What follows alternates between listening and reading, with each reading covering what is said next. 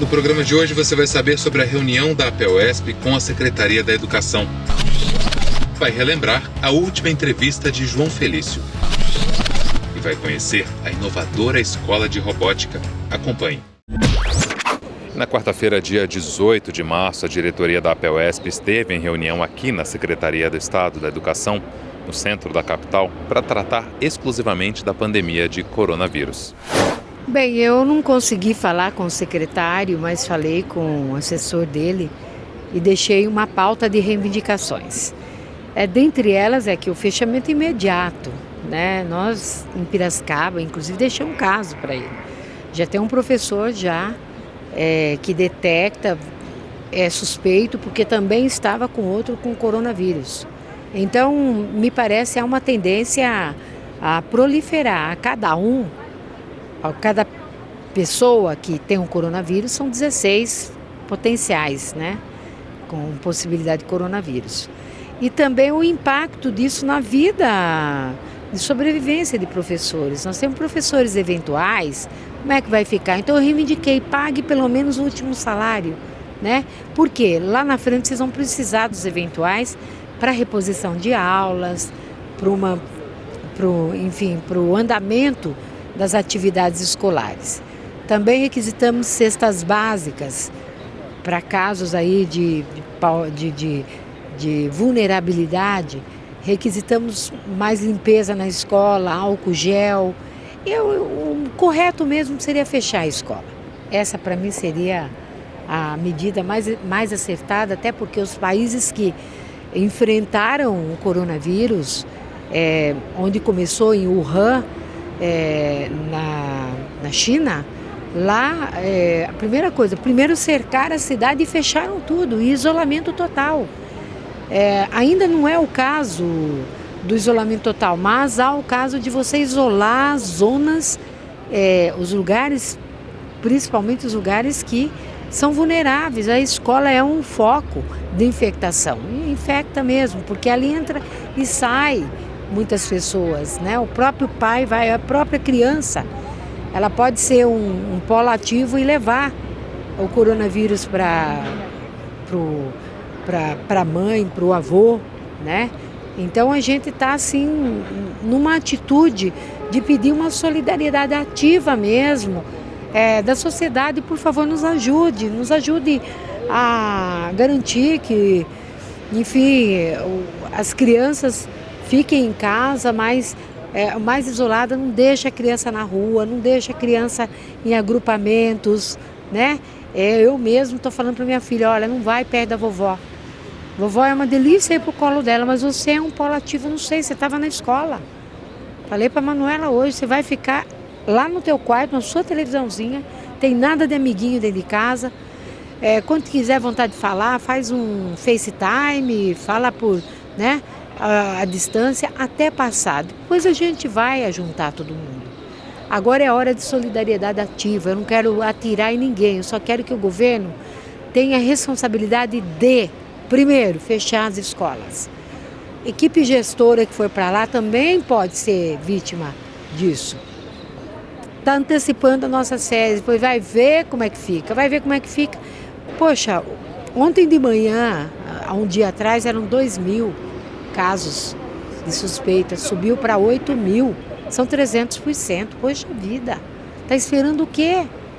Entendeu? Então a gente veio aqui para a secretaria, pedimos outras encaminhamentos, álcool gel, fazer articulação, não vejo problema nenhum com empresas aí que possam doar álcool gel para a população. Nós temos aí que resolver esse problema. Esse problema não é um problema qualquer, é um problema mundial, global, e que vai influenciar financeiramente todos os países, e é uma preocupação nossa também. Na madrugada do dia 19 de março, perdemos um grande companheiro, João Felício. Professor de artes plásticas, foi presidente da APEUESP por 3 gestões. Fundador da CUT, que presidiu de 1997 a 1999.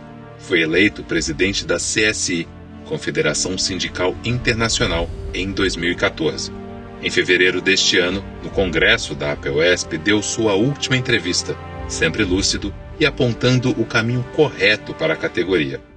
Todo o congresso da APUESP tem uma importância política muito grande. É uma categoria profissional espalhada em todos os municípios, são mais de 2.000 delegados. Com certeza não há nenhum município fora desse congresso. É uma categoria que vem sofrendo há muitos anos um empobrecimento, ao mesmo tempo com um choque permanente com os governos do Estado. Portanto, ela ocorre num momento que eu acho extremamente difícil para todos nós.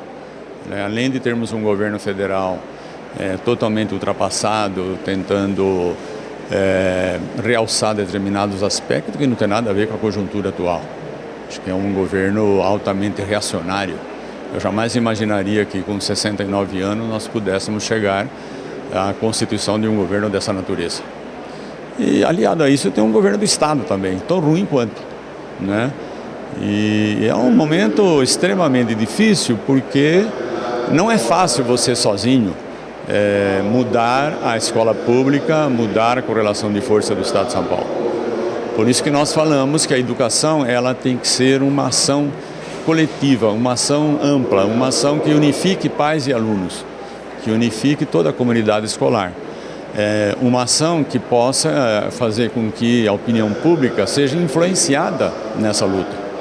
Porque não somos nós sozinhos que vamos mudar a educação pública do Estado de São Paulo e do Brasil. Eu acho que tem que ser uma aliança muito forte com a chamada comunidade escolar. Mas eu acho que a APUESP ela já demonstrou ao longo da sua história que ela tem uma enorme capacidade de reação. Eu acho que nós já tivemos um momento de muita dificuldade, momento onde nós tivemos perdas salariais, mas houve momentos também que essa categoria levantou a cabeça, foi para a rua, fez grandes atos, grandes passeatas e grandes greves.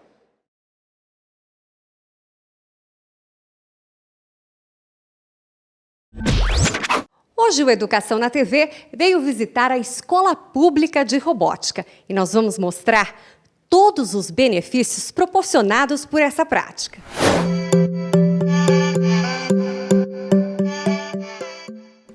A robótica ela ajuda a contribuir para as transformações pedagógicas que a escola tende a praticar para o futuro.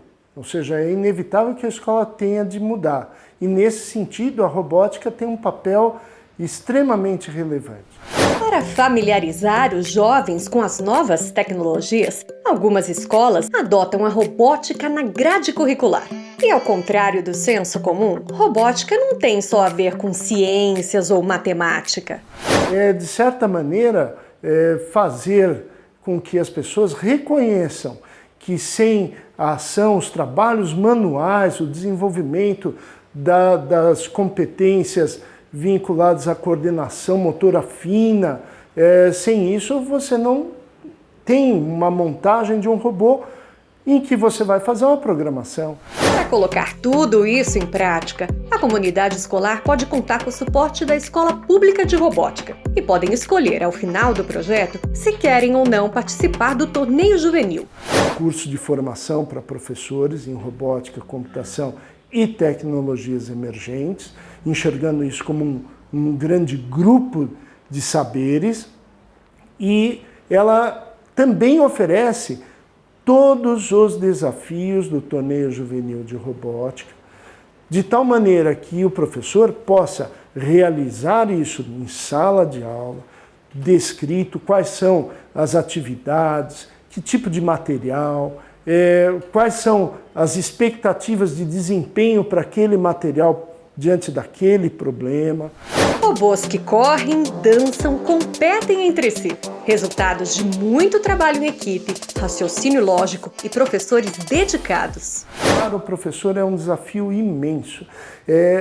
Ele, apesar de dividir o protagonismo com seus alunos em sala de aula, ele é um protagonista do processo, ele é aquele que gerencia, aquele que defende o processo.